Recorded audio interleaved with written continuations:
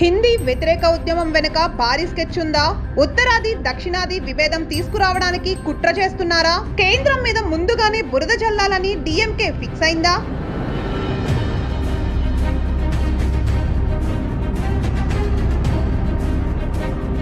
కొంతకాలంగా కేంద్ర ప్రభుత్వం మీద తమిళనాడు డీఎంకే ప్రభుత్వం విరుచుకుపడుతోంది.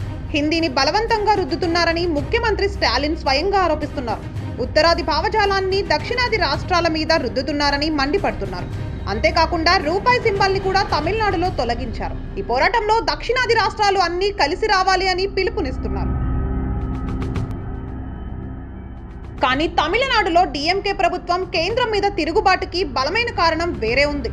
కొంతకాలంగా తమిళనాడులో పెద్ద ఎత్తున లిక్కర్ స్కామ్ చోటు చేసుకుంది. 1000 కోట్ల రూపాయలకు పైగా డబ్బుని డీఎంకే నేతలు లంచాలు తీసుకున్నట్లు తెలుస్తోంది. రాష్ట్రంలోని లిక్కర్ షాపులను అప్పగించడానికి గంపగుత్తగా ఈ డబ్బు కొట్టేసినట్లు సమాచారం. దీని మీద కేంద్ర నిఘా బృందం ఈడీ దర్యాప్తు చేస్తుంటే కళ్ళు చెదిరే వాస్తవాలు బయటపడుతున్నాయి. ఇక ఇప్పటికే ఈ కేసులో ఎఫ్ఐఆర్ నమోదు చేసిన ఈడీ కొన్ని చోట్ల సోదాలు కూడా చేపట్టింది. ఈడీ సోదాలతో డీఎంకే నాయకుల్లో గుబులు మొదలైంది. ఢిల్లీ లిక్కర్ స్కామ్ లో అసలు దొంగ అయిన అరవింద్ కేజ్రీవాల్ ని అరెస్ట్ చేసి జైల్లో పెట్టారు. ఇక అదే మాదిరిగా తమిళనాడు లిక్కర్ స్కామ్ అసలు సూత్రధారి అయిన ముఖ్యమంత్రి స్టాలిన్ ను కూడా అరెస్ట్ చేస్తారు అంటూ పుకార్లు షికారు చేశాయి. దీంతో డీఎంకే నేతలు సమాలోచనలు చేసి కొత్త కుట్రకు తెరతీసినట్లు తెలుస్తోంది.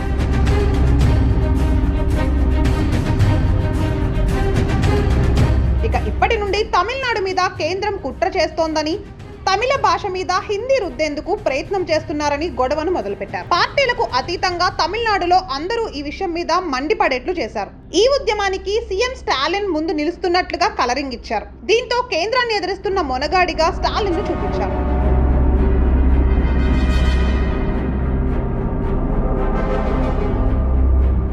ఇప్పుడు లిక్కర్ స్కామ్ దర్యాప్తులో స్టాలిన్ ను కానీ ఇతర డీఎంకే మంత్రులను కానీ కేంద్రం టచ్ చేయలేని పరిస్థితి. ఒకవేళ అరెస్టు చేస్తే హిందీని వ్యతిరేకించినందుకే కేంద్రం కక్ష కట్టిందని ప్రచారం చేస్తారు. దీంతో దక్షిణాది రాష్ట్రాల్లో తీవ్ర అలజడి ఏర్పడే అవకాశం ఉంది. ఇందుకు తగినట్లుగా దక్షిణాది రాష్ట్రాలను కూడగట్టే ప్రయత్నం కూడా డీఎంకే వర్గాలు చేస్తున్నాయి. కేరళలో వామపక్ష ప్రభుత్వం, కర్ణాటక, తెలంగాణలో కాంగ్రెస్ ప్రభుత్వం ఉన్నాయి కాబట్టి డీఎంకే స్టాలిన్ కు మద్దతు దక్కే అవకాశం ఉంది. ఇక అందుచేతనే ఈ కుట్ర పన్నినట్లు సమాచారం. మొత్తానికి హిందీ వ్యతిరేక ఉద్యమం వెనుక క్రిమినల్ కుట్ర ఉందని అర్థమవుతోంది. ఈ వాస్తవాన్ని ప్రజానికం, ముఖ్యంగా దక్షిణాది రాష్ట్రాలు ప్రజలు గుర్తించాల్సిన అవసరం ఉంది. తమిళనాడులో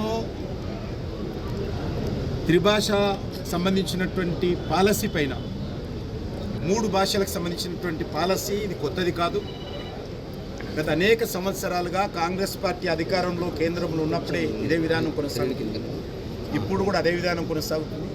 నువ్వు మాతృభాష మాట్లాడుకోవాలనుకుంటే మాతృభాషలో మాట్లాడు, మాతృభాషలో చదవాలనుకుంటే మాతృభాషలో చదువుకో, నువ్వు ఇంగ్లీష్ చదువుకోవాలంటే ఇంగ్లీష్ చదువుకో, నువ్వు హిందీ చదువుకోవాలంటే హిందీ చదువుకో. ఈరోజు దక్షిణ భారతదేశంలో, అది తెలంగాణలో కానీ తమిళనాడులో కానీ, ఏ ఒక్క వ్యక్తి పైన కూడా బలవంతంగా మీరు హిందీ నేర్చుకోవాలని ఒక్క ఉదాహరణ కూడా లేదు. ఈరోజు నేను అనేక ఇతర దేశాలు తిరుగుతున్నప్పుడు, ఇటీవలనే నేను అర్జెంటీనాకి వెళ్ళాను. అనేక దేశాల్లో కూడా వాళ్ళు మాతృభాషలోనే మాట్లాడతారు. ఫ్రాన్స్ లాంటి దేశం, చైనా లాంటి దేశం, జపాన్ లాంటి దేశం, డెవలప్డ్ కంట్రీస్ కూడా ఈరోజు రీజనల్ లాంగ్వేజెస్లోనే వాళ్ళ మాతృభాషలోనే మాట్లాడతారు. కానీ మనకు ఏ భాష లేదు. అయినప్పటికీ కూడా ఈరోజు తమిళనాడులో ఏదైతే ప్రచారం చేస్తూ ఉన్నాడో స్టాలిన్ డీఎంకే ప్రభుత్వము, మా మీద బలవంతంగా హిందీ రుద్దుతున్నారని, ఇది పూర్తిగా అబద్ధము, ఇది అవాస్తవము. నేను ఒకటే అడుగుతా ఉన్నాను, మీరు 4.5 సంవత్సరాలు అవుతుంది మీరు అధికారంలోకి వచ్చి. ఈ 4.5 సంవత్సరాలుగా తమిళనాడులో మీరు ఈ యొక్క తమిళ భాష అభివృద్ధి కోసం ఏం చేశారో ఈరోజు తమిళనాడు ప్రజలకు స్టాలిన్ చెప్పాలి. ఈరోజు నరేంద్ర మోడీ గారి ప్రభుత్వము నూతన విద్యా విధానం వచ్చిన తర్వాత, న్యూ ఎడ్యుకేషన్ పాలసీ వచ్చిన తర్వాత మేము అనేక రకాలుగా మాతృభాషకు, ప్రాంతీయ భాషలకు ప్రోత్సహిస్తాం. మాతృభాషలోనే మరి హైయర్ ఎడ్యుకేషన్ వరకు చదువుకునేటువంటి ప్రొవిజన్ కల్పించాము. నువ్వు తమిళ అయితే తమిళ్లో చదువుకో, తెలుగు అయితే తెలుగులో చదువుకో, కన్నడ అయితే కన్నడ చదువుకో, హిందీ అయితే హిందీ చదువుకో, మాతృభాషలో చదువుకునే విధంగా కల్పించాము. కానీ ఈరోజు 4.5 సంవత్సరాలలో స్టాలిన్ ముఖ్యమంత్రిగా తమిళ ప్రజలకు ఏం చేశారో తమిళనాడులో చెప్పుకోవడానికి వచ్చాడు.